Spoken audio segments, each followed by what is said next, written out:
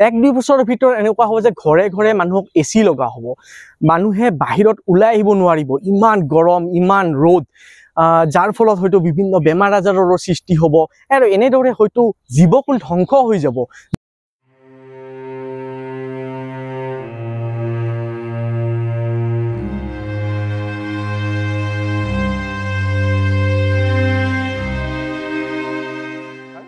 মই বিকাশ, আপোনালোকে চাই আছে দৃষ্টিকোণ।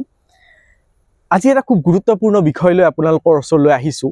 আপোনালোকে জানে যে বৰ্তমান বতৰৰ অৱস্থা কেনেকুৱা, তাপমাত্ৰা আজিৰ দিনত 43 ডিগ্ৰীলৈকে বাঢ়িছে।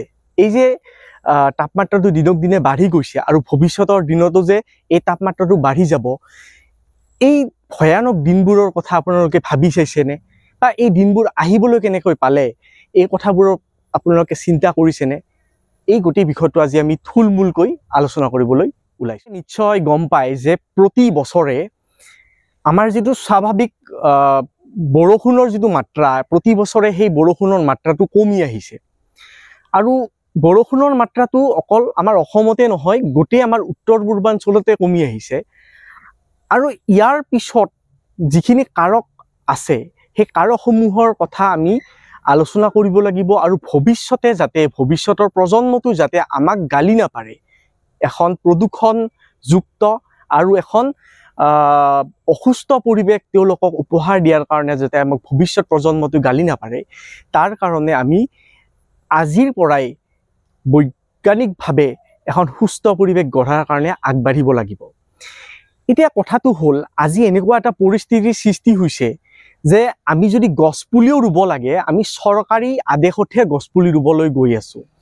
চৰকাৰে ক'লেহে আমি গছপুলি ৰুইছোঁ, আনকি গছপুলি ৰোৱাৰ কাৰণে চৰকাৰে আমাক মূল্য দিছে, তাৰপিছতহে আমি গছপুলি ৰুইছোঁ। 1 কোটি কি 10 কোটি গছপুলি ৰুলেও আজিৰ দিনত এনেধৰণৰ গছপুলি ৰোপণৰ আঁচনিসমূহ কিমান সফল হ'ব, সেয়া ভৱিষ্যতৰ সময়তহে আমি গম পাম। এতিয়া আমি দেখিছোঁ যে আমাৰ অসমখন তথা উত্তৰ পূৰ্বাঞ্চলখন যথেষ্ট সেউজীয়া আৰু অৰণ্যৰে ভৰপূৰ। কিন্তু লাহে লাহে যিখিনি আমাৰ তথ্য আছে, সেই তথ্যসমূহৰ পৰা আমি গম পাইছোঁ যে অসমত এই বনাঞ্চলৰ পৰিমাণ কমি আহিছে, তথা সমগ্ৰ উত্তৰ পূৰ্বাঞ্চলত বনাঞ্চলৰ পৰিমাণ কমি আহিছে। আৰু যাৰ ফলত জলবায়ু পৰিৱৰ্তন হৈছে। জলবায়ু পৰিৱৰ্তনৰ কিন্তু বহুতো কাৰক আছে, তাৰ ভিতৰত ডিফৰেষ্টেশ্যন অৰ্থাৎ নিৰ্বননীকৰণৰ এটা গুৰুত্বপূৰ্ণ কাৰক। তাৰ উপৰিও মাটিৰ অৱক্ষয়, এই বিষয়ে আপোনালোকে হয়তো জ্ঞাত যে মাটিৰ অৱক্ষয় যে হৈছে এই জলবায়ু পৰিৱৰ্তনৰ এটা গুৰুত্বপূৰ্ণ কাৰক। এতিয়া মাটিৰ অৱক্ষয় কেনেধৰণে হৈছে সেই বিষয়টো আমি জানিব লাগিব। প্ৰথম কথা, আমি দেখিবলৈ পাইছোঁ যে আমাৰ যিখিনি ওচৰৰ মাটি থাকে, সেই মাটিখিনিত এটা ভাগ সাৰুৱা ভাগ থাকে। সেই সাৰুৱা ভাগটো লাহে লাহে উৰ্বৰা শক্তিটো কমি গৈ আহিছে। অৰ্থাৎ এই মাটিখিনিয়ে যিখিনি আমাৰ বৰষুণৰ পানী আহে, সেই পানীখিনি ভূতললৈ যাবৰ কাৰণে যিখিনি শক্তি আছে বা মাটিয়ে সেই পানীখিনি ধৰি ৰখাৰ যিটো শক্তি বা পুষ্টিকৰ দ্ৰব্য ধৰি ৰখাৰ যিটো শক্তি, এই শক্তি হেৰুৱাই পেলাইছে, যাৰ ফলত মাটিৰ উৰ্বৰা শক্তি কমি গৈছে। যদি এটা সৰু উদাহৰণ দিওঁ, আগতে আপোনালোকে দেখিবলৈ পাইছিল যে প্ৰতি ঘৰ মানুহৰে চোতালত ঘাঁহ বন ভৰি আছিল। লাহে লাহে আমি দেখিবলৈ পাইছোঁ ঘাঁহ বনবিলাক নোহোৱা কৰি ধুনীয়াকৈ পকা কৰি লৈছে চোতালবিলাক। তাৰ ফলত কি হৈ আছে যে এই যে বৰষুণৰ পানীবিলাক আহে, সেই পানীখিনি যিটো বিজ্ঞানসন্মতভাৱে মাটিৰ তললৈ যাব লাগে নাযায়, তাৰ ফলত এই পানীখিনি বৈ যায় আৰু বৈ যাওঁতে মাটিৰ ওপৰৰ যিটো সাৰুৱা অংশ থাকে, সেই সাৰুৱা অংশটো উটুৱাই লৈ যায়। গতিকে এই সাৰুৱা অংশটো উটুৱাই লৈ যোৱাৰ ফলত আমি দেখিবলৈ পাইছোঁ যে আমাৰ ওচৰে পাজৰে থকা যিখিনি ঔষধি গুণযুক্ত গছ গছনি, তৰু তৃণলতা, যিবিলাক কেতিয়াবা আমি চিনিও নাপাওঁ, এনেকুৱা ধৰণৰ বহুত উদ্ভিদ উৎপাদন হয়, জন্ম হয়, সেই উদ্ভিদৰ বৰ্তমান উৎপাদনটো যথেষ্ট কম বা আমি প্ৰায় দেখা নাপাওঁ। আৰু ইয়াৰ মূল কাৰণটো হৈছে ভূমি অৱক্ষয়। লগতে আৰু এটা কথা ক'ব লাগিব যে আমাৰ অসমকে ধৰি মিজোৰাম, অৰুণাচল আদি ঠাইবোৰত আচলতে ক'বলৈ বেয়া লাগিছে বা বেয়া শুনি বা এটা অশনি সংকেত বুলিও ক'ব লাগিব যে এই ৰাজ্যসমূহত মৰুভূমি সদৃশ অৱস্থা হ'বলৈ গৈ আছে। আমি জানো যে উত্তৰ পূৰ্বাঞ্চলখন সেউজীয়া গছ গছনিৰে ভৰপূৰ ঠাই। ইয়াত আমি মৰুভূমিৰ কথা আচলতে আশা কৰিব নোৱাৰোঁ, কিন্তু বিগত সময়ছোৱাত আমি যিবিলাক কাৰ্যকলাপ দেখি আহিছোঁ আমাৰ মানৱ জাতিৰ পৰা, সেই কাৰ্যকলাপৰ পৰা এটা বস্তু দেখা গৈছে যে মিজোৰামত মুঠ মাটিকালিৰ 187% মাটি ইতিমধ্যে মৰুভূমিকৰণ হ'বলৈ গৈ আছে, অৰ্থাৎ মাটি অৱক্ষয় হৈছে। অসমতো ঠিক সেই একেধৰণে প্ৰায় 45% মাটিৰ অৱক্ষয় হৈছে। অৰুণাচলতো প্ৰায় 38% মাটি অৱক্ষয় হৈছে।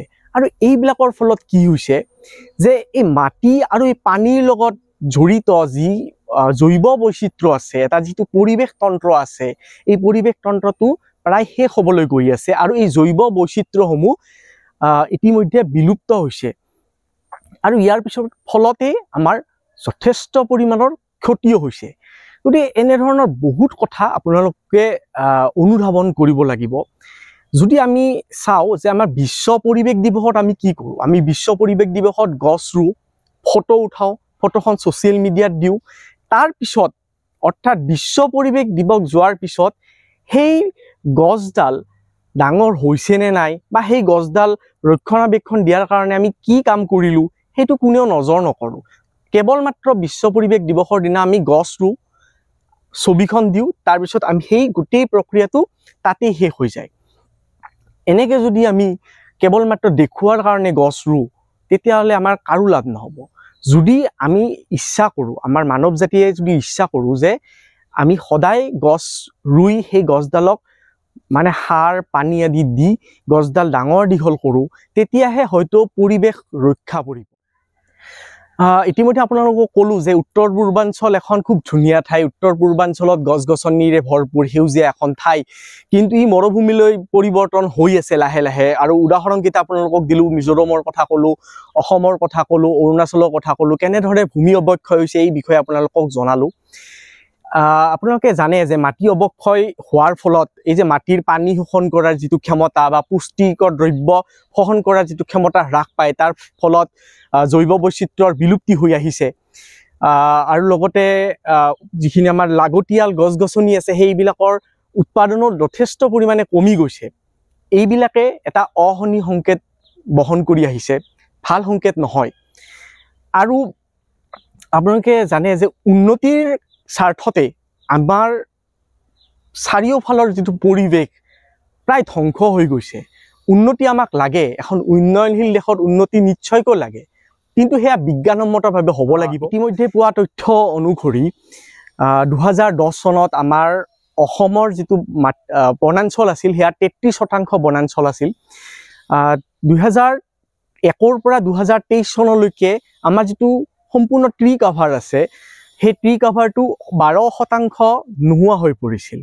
আৰু যথেষ্ট উদ্বেগজনক এটা খবৰ হৈছে যে অসমৰ বনাঞ্চল যোৱাটো সময়ত ইমানেই নোহোৱা হৈছে যে আমি যদি উদাহৰণ হিচাপে দিওঁ যে যি আমাৰ দিল্লী মহানগৰী আছে, দিল্লী মহানগৰীৰ দুখন দিল্লী মহানগৰীৰ মিলি যিখিনি মাটি হ'ব বা যিখিনি অঞ্চল হ'ব, সিমান অঞ্চল আমাৰ অসমৰ পৰা বনাঞ্চল নোহোৱা হৈ পৰিছে। এনেবোৰ তথ্যই যথেষ্ট পৰিমাণে আমাক ভয় লগা পৰিৱেশ এটাৰ বিষয়ে অৱগত কৰি আহিছে। আমি যদি চাওঁ এইটো বছৰতে মে' মাহত ইতিমধ্যে উষ্ণ প্ৰৱাহৰ সতৰ্কতা জাৰি কৰা হৈছিল। আৰু এই যিটো মাহ ছেপ্টেম্বৰ মাহতো ইতিমধ্যে 43 ডিগ্ৰীলৈকে আমাৰ উষ্ণতা বাঢ়ি গৈছে। যদি আমি চাওঁ যে 2001 পৰা 2019লৈকে স্বাভাৱিক যিখিনি বৰষুণৰ মাত্ৰা থাকে সেই মাত্ৰা যথেষ্ট কমি গৈছে। আৰু 2023 চনত প্ৰাক মৌচুমী কালত 38% স্বাভাৱিক বৰষুণৰ মাত্ৰা কমি যোৱা দেখা গৈছে। বিশেষকৈ চিৰাঙত 71% বৰষুণৰ মাত্ৰা কমি গৈছে। অৰ্থাৎ 100% যদি বৰষুণ আহিব লাগিছিল তাৰে 71% বৰষুণ তেওঁলোকে লাভ কৰা নাই, বা দৰঙত এই 64% বৰষুণ লাভ কৰা নাই। ফলত আমাৰ জলবায়ু পৰিৱৰ্তন আপোনালোকে দেখিবলৈ পাইছে। ঠিক তেনেদৰে সমগ্ৰ অসমতে এনেধৰণে স্বাভাৱিক বৰষুণৰ মাত্ৰা কমি যোৱাৰ ফলত এই যিটো জলবায়ুৰ হঠাৎ পৰিৱৰ্তন আপোনালোকে দেখা পালে, আচলতে হঠাৎ বুলি ক'লে ভুল হ'ব। এই পৰিৱৰ্তনটো আচলতে আমাৰ মানুহৰ ভুলৰ কাৰণে হৈছে। কাৰণ আমি দেখিছোঁ যে বিভিন্ন সময়ত আমি গছ-গছনি কাটি পেলাইছোঁ বা পেলনীয়া যিখিনি প্লাষ্টিকৰ আৱৰ্জনা আছে সেই আৱৰ্জনাসমূহ আমি য'তে ত'তে পেলাই দিছোঁ। এনেকুৱা ধৰণৰ কেইবাটাও কাৰণৰ ফলতে এই জলবায়ু পৰিৱৰ্তন হ'বলৈ আৰম্ভ কৰিছে। যিখিনি বিশেষকৈ ফৰেষ্ট এৰিয়া আছিল, ফৰেষ্ট এৰিয়াসমূহত আমি ৰাস্তা বনাবৰ কাৰণে গোটেই গছ-গছনি কাটি তহিলং কৰি দিছোঁ। আৰু ইয়াৰ ফলত কি হৈছে, সেই ঠাইত অক্সিজেনৰ পৰিমাণ খুব কমি গৈছে আৰু কাৰ্বন ডাই অক্সাইডৰ পৰিমাণটো বাঢ়ি গৈছে।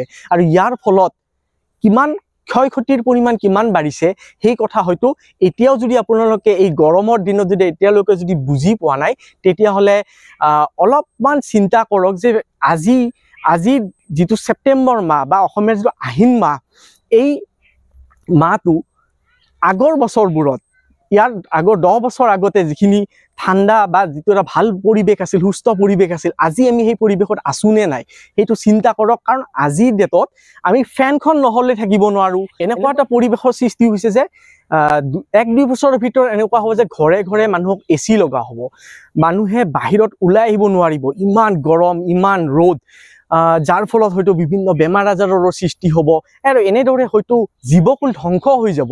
যদি জীৱকুল ধ্বংস হৈ যায়, আমাৰ পৰিৱেশ তন্ত্ৰটো ধ্বংস হৈ যায়, তেতিয়াহ'লে এই গোটেই যিটো এটা ছিষ্টেম, যিটো আমাক প্ৰকৃতিয়ে আমাক উপহাৰ হিচাপে দিছিল, এই প্ৰকৃতিৰ উপহাৰটো আমি ভৱিষ্যতৰ যিটো প্ৰজন্ম আছে তেওঁলোকক কেনেদৰে এটা সুস্থ পৰিৱেশ আমি তেওঁলোকক উপহাৰ দিম, সেইটো চিন্তা কৰি আজি আমাৰ ভয় লাগিছে। কাৰণ ইতিমধ্যে আমি সেই পৰিৱেশটো মানে থাকিব নোৱাৰাৰ যোগ্য কৰি পেলাইছোঁ। আৰু সেই পৰিৱেশটো ভৱিষ্যতৰ প্ৰজন্মক যদি আমি উপহাৰ হিচাপে দিব যাওঁ, তেতিয়াহ'লে হয়তো আমি এই প্ৰজন্মটোৱে বা আগৰ প্ৰজন্মটোৱে যথেষ্ট গালি খাব লাগিব তেওঁলোকৰ পৰা। আৰু আমি এটা কথা আপোনালোকক জনাওঁ যে আমি দেখিছিলোঁ যে আমাৰ ককা হওক, আজু ককা, তেওঁলোকে যিটো পৰিৱেশত আছিল, যথেষ্ট সুস্থ পৰিৱেশ এটা আছিল। সেই সুস্থ পৰিৱেশৰ মাজত তেওঁলোকে বসবাস কৰিছিল, গছ-গছনিৰে ভৰপূৰ আছিল। তেওঁলোকে জানিছিল যে গছ-গছনিসমূহ কাটিলে কি অসুবিধা হ'ব, তেওঁলোকে জানিছিল। হয়তো সেই সময়ত তেওঁলোকৰ শিক্ষা দীক্ষাও বেছি নাছিল। কিন্তু আজিৰ ডেটত আমাৰ শিক্ষা দীক্ষা যিমানে বাঢ়ি গৈছে, আমি এনেকুৱা এটা পৰিস্থিতিৰ ফালে আগবাঢ়িছোঁ যে গছ-গছনি নোহোৱাকৈ আমি জীয়াই থাকিবলৈ চেষ্টা কৰিছোঁ। আমি ডাঙৰ ডাঙৰ বিল্ডিং বান্ধিছোঁ, 4 লেনযুক্ত 6 লেনযুক্ত আমি ৰাস্তা বান্ধিছোঁ, ফ্লাইঅভাৰ কৰিছোঁ, কিন্তু আমি গছ ৰুবলৈ পাহৰি গৈছোঁ। গছৰ লগতে ভূমি অৱক্ষয়ৰ যিটো ডাঙৰ কাৰক আমাৰ সন্মুখত আছে, সেই কথাটো আমি পাহৰি গৈছোঁ। ভূমি অৱক্ষয়ৰ দৰে ডাঙৰ কাৰকটো যদি আমি ৰোধ কৰিব নোৱাৰোঁ, অদূৰ ভৱিষ্যতে অসম তথা উত্তৰ পূৰ্বাঞ্চলত হয়তো আমি অদূৰ ভৱিষ্যতে মৰুভূমি দেখিবলৈ পাম। গতিকে এই ভিডিঅ'টো এনেকুৱা নহয় যে ভিডিঅ' কণ্টেণ্ট বনাবৰ কাৰণেই বনাইছোঁ, নিজে ভুক্তভোগী আমি। আৰু এই কথাবিলাক আমি চকুৰে চাই আছোঁ। অকল 1-2জন মানুহৰ ভাল হ'লে হয়তো নহ'ব।